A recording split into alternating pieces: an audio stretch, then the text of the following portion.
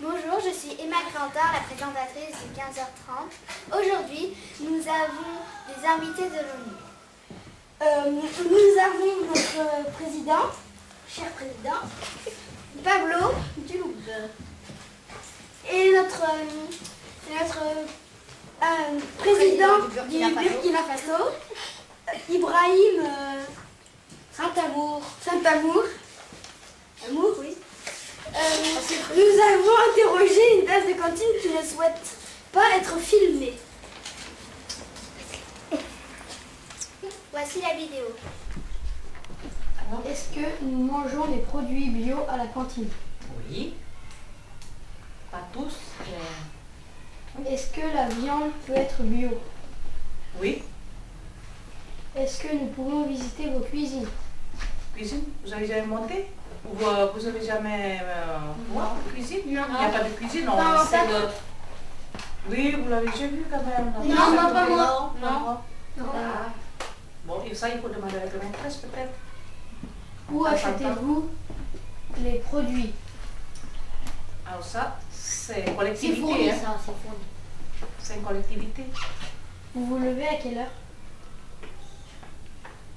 Vous, bon, je sais pas. Moi, toute seule, je me réveille de bonne heure. C'est-à-dire, lever de quoi? Pour se lever pour faire cuisine, c'est-à-dire? Non, pour travailler. Oui.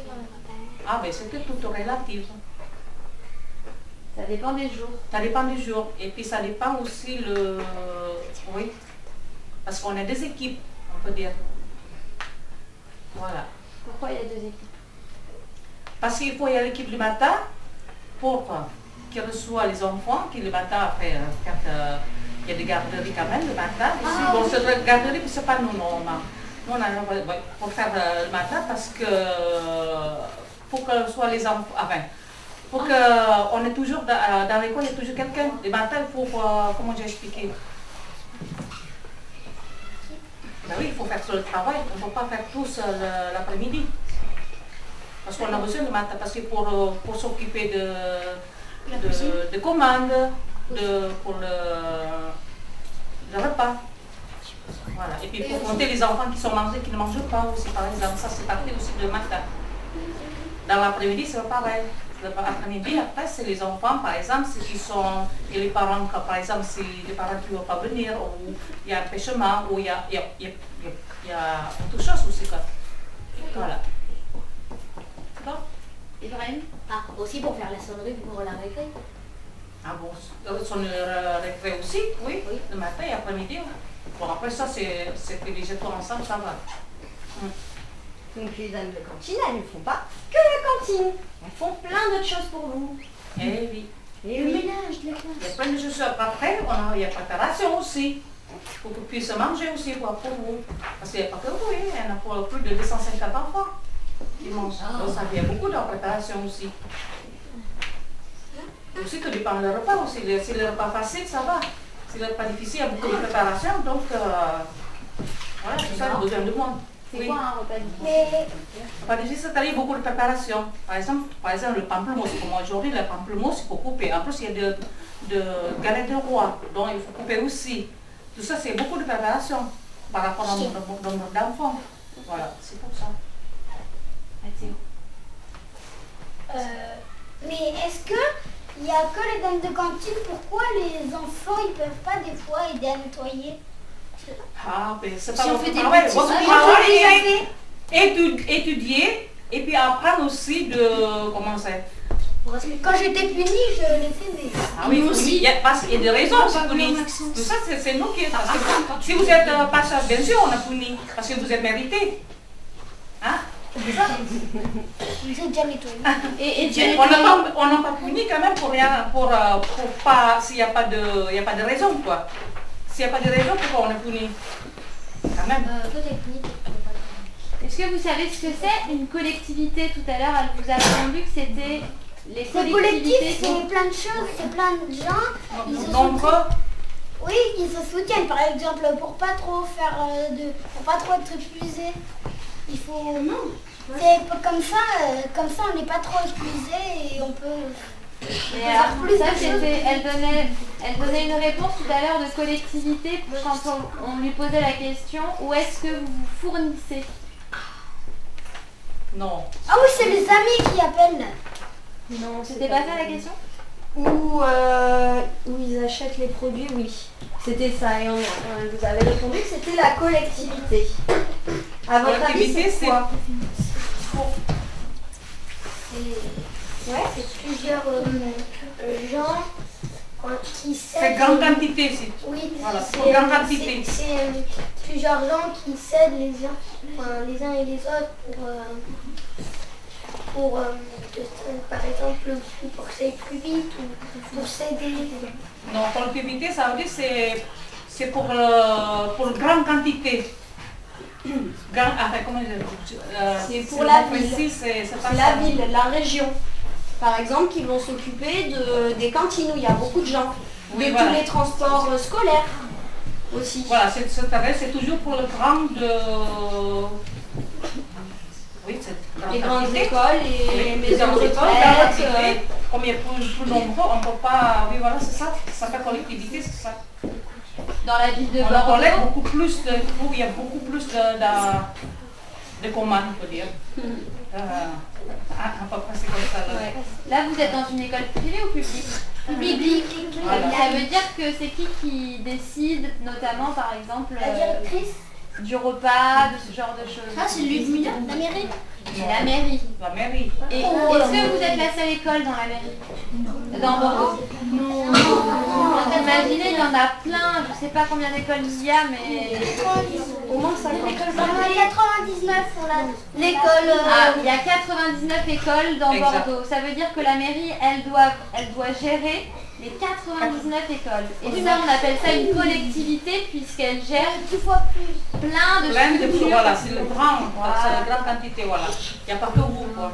Mais ouais, mais c'est plus facile vu qu'en fait ils font les mêmes repas pour toutes les écoles, donc c'est plus facile. Eh oui. Enfin, forcément, pas forcément, mais oui, c'est plus facile à gérer du coup. On va prendre la dernière question ici. Il y a plusieurs conseillers municipaux. Oui, il y a plusieurs conseillers municipaux qui décident ça, effectivement. Très bien. Bon, c'est bon? On termine par quoi? Merci. On a aussi rencontré Florian, l'animateur du jardin du réseau Palbert. Bon visionnage! D'accord, oui. Elle a dit non. Mais arrête! Elle veut faire tout. Là au fond, écoutez, on écoute. Mais ça lui coûte trop cher et ça lui rapporte pas assez. Parce que le supermarché, ils n'en veulent pas, c'est trop cher. Rien. Donc comment il faut en faire? Oui, trouver une solution. D'accord. On essaye de comprendre. Alors là, pour l'instant, ça ne sera pas trop sur cette partie-là qui vous intéressait, parce qu'avant, pour information, on n'avait qu'un seul jardin, c'était cette partie ici. Donc on faisait nos cultures de fruits et légumes directement là, d'accord? Donc là, maintenant, il n'y a plus rien, c'est vraiment plus pour la décoration et pour la lombricomposteur qu'il y a ici. Lombricomposteur, c'est vraiment un lombricomposteur. C'est une tour avec des vers de lombric. Oui, de Vers de terre, si on peut dire. Et donc ça, c'est pour nos épluchures de fruits et légumes. Si jamais on souhaite les décomposer, on peut les mettre ici pour qu'elles soient décomposées. Donc c'était en lien avec le potager qu'il y avait là avant, mais maintenant, l'installation du potager a été déplacée directement sur le toit, en haut sur des carrés potagers, des installations prévues pour. Oui, vite fait. Pour l'instant, ce que je voulais d'abord vous montrer, c'est l'espace qu'il y avait là.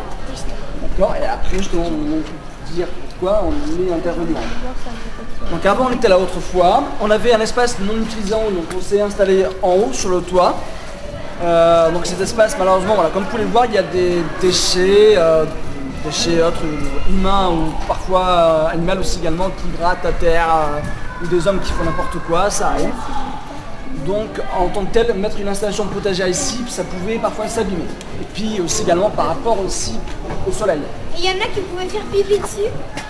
Par exemple. Et après, c'est surtout par rapport également au soleil qu'il y a là. Une bonne partie du bâtiment cache le soleil. Du coup, on a pour des fruits et des légumes qui demandent pas mal de soleil, on n'est pas à avoir suffisamment de soleil. au moins sur l'espace ici, et là encore plus, parce que là on est encore plus à long, parce que c'est derrière le bâtiment, tout simplement. Oui. Mais aussi, est-ce que c'est parce qu'il y a des animaux C'est ce que j'ai dit, à cause des problèmes humains et animaux aussi également. Les chats, les chiens qui font pipi, qui font leur crotte, qui grattent à terre par exemple. Ou les hommes comme toi et moi qui s'assoivent parfois ou qui font n'importe quoi du coup, qui arrachent tout, qui arrachent. Hein. Et donc du coup, tout ce qu'on plante, voilà, il y avait des soucis comme ça. C'est pour ça que là, du coup, au moins, on s'est déplacé en haut sur le toit, dans des petits carrés en bois, pour justement bien délimiter ce qu'on met, ce qu'on plante à l'intérieur. Et là, c'est vraiment dédié au potager. D'accord ? Ça, c'était pas avant dédié uniquement au potager, c'était dédié à la décoration, au potager et à cette culture de terre qui est un peu spéciale, qui est une technique aussi également de lasagna bed. C'est recréer les conditions d'un sous-sol. On va laisser la place pour ces messieurs.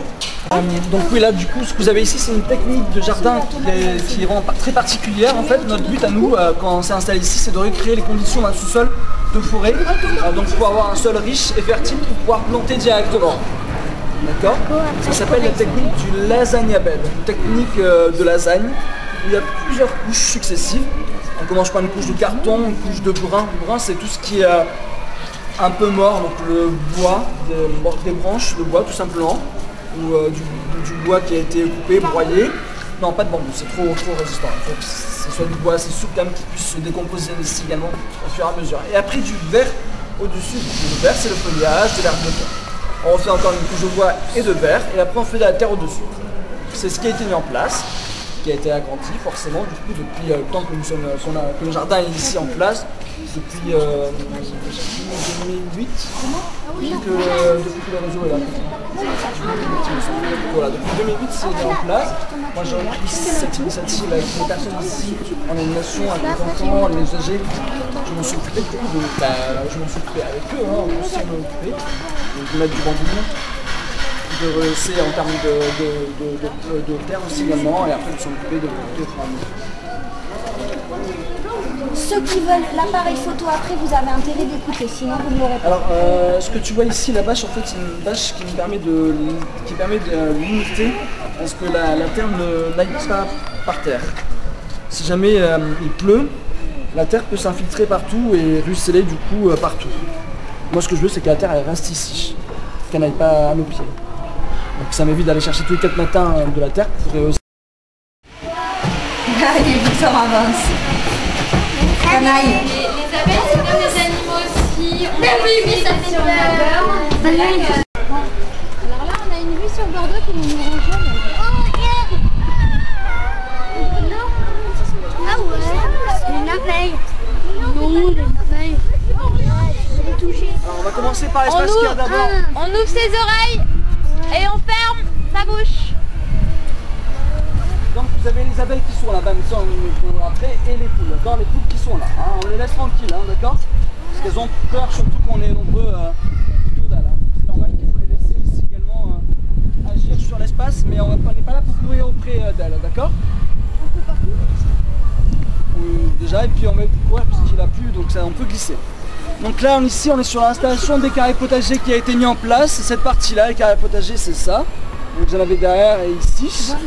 Ça a été mis en place depuis déjà presque un an. Ça fait depuis mars de l'année dernière, mars 2015, que nous avons fait le toit végétalisé ici avec l'aide d'une 20 à 40 personnes différentes qui ont aidé à monter ce projet. Donc la terre, les végétaux, voilà, ça a été vraiment un gros projet qui a été mis en place.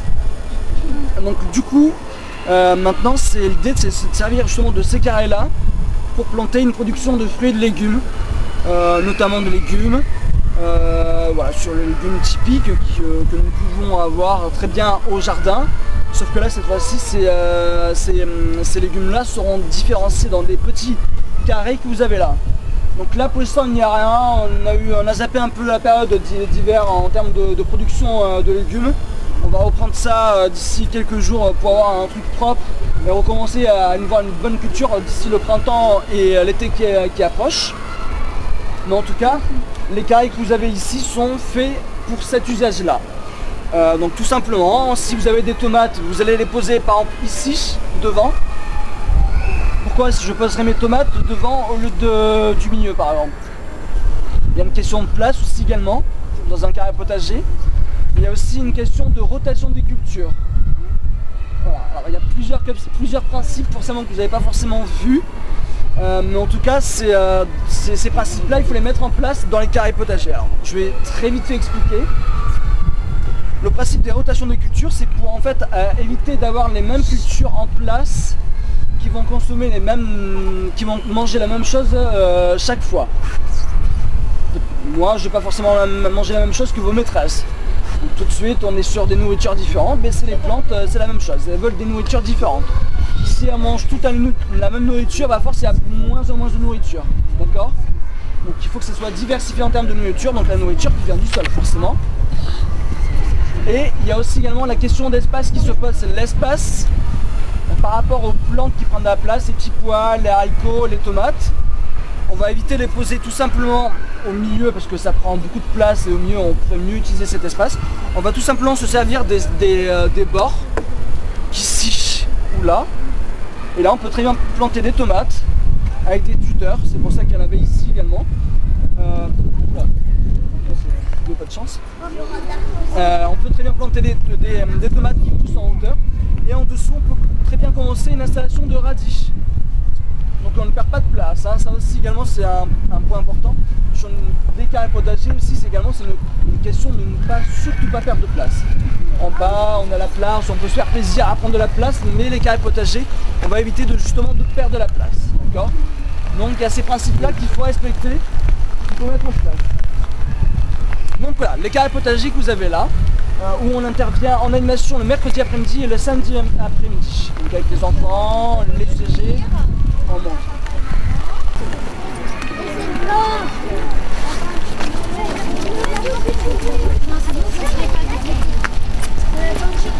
Non, parce qu'après on n'a pas non plus assez de place.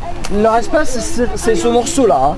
On peut leur ouvrir l'espace ici, de temps en temps, mais pas non plus tous les jours. C'est de tout manger, parce que sinon on a plein quoi. Ouais, parce qu'elles sont grosses, parce qu'elles mangent. Parce qu'elles sont voraces. Mais j'ai pas vu de la question du jour. Alors non, pas encore, parce qu'on n'a pas encore eu de. Elles sont assez jeunes, on a eu que des œufs pour l'instant, et les œufs on vient juste d'en avoir depuis samedi. Donc c'est vraiment récent. Doucement. Et après, hop, donc derrière là forcément vous avez les ruches qui sont là. Et derrière nous on a les ruches, vous les avez vues ou pas? Donc les ruches aussi également, alors maintenant Restez tranquille. Monsieur. Elle va pas vous piquer, là il pleut surtout donc elle va rien vous faire. Elle est cachée. Donc là depuis peu maintenant c'est moi qui m'en occupe en animation, en atelier d'intervenir sur le rucher que vous avez là. Donc tout simplement on ouvre les ruches pour voir ce qui se passe à l'intérieur et du coup par conséquence les traiter, voir si elles vont bien parce que les ruches faut s'en occuper, le poulailler faut s'en occuper. Et les ruches aussi également ce qu'on fait, on fait du miel avec. Oui, ça se voit. Donc là pour l'information l'année dernière sur les 6 ruches on a fait 63 kg de miel. 63 kilos. Wow. Donc j'espère que cette année on fera plus. C'est la surprise, ça varie en fonction du temps, ça varie en fonction des fleurs qu'elle trouve, ça varie en fonction de plein de paramètres. Donc il faut bien s'en occuper et s'il y a un temps qui va bien, on peut avoir pas mal de miel. Mais tu peux être Mathéo, tu lèves la main. Je pourrais, mais là comme il pleut, si je les ouvre, elles risquent d'avoir les ailes collées. Parce que là si je les ouvre, elles sont directement là.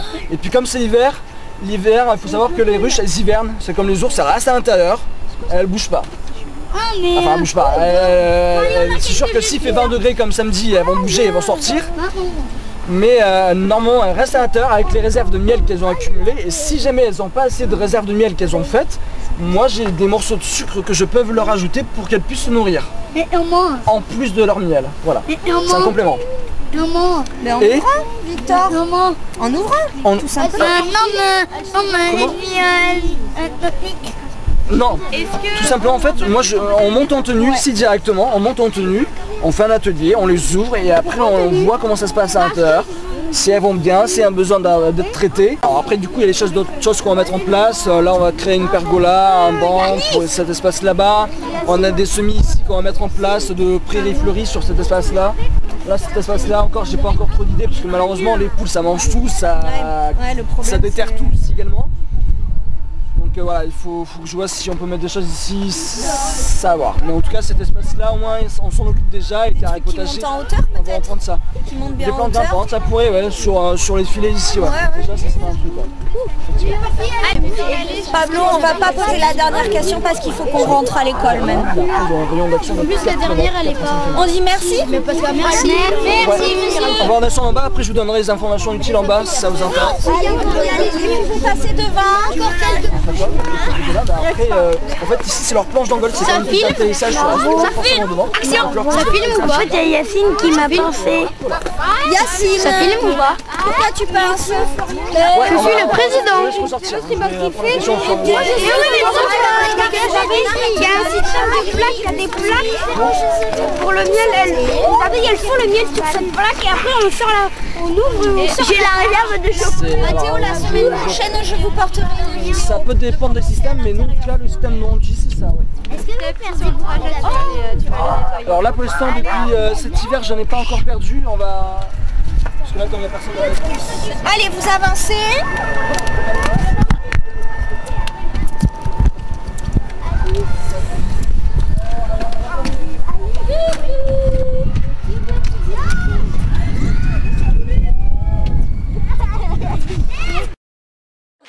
Nous remercions Le réseau Paul Bert. les dames de cantine de l'école Francin, les animateurs et les élèves. Moi, bisous.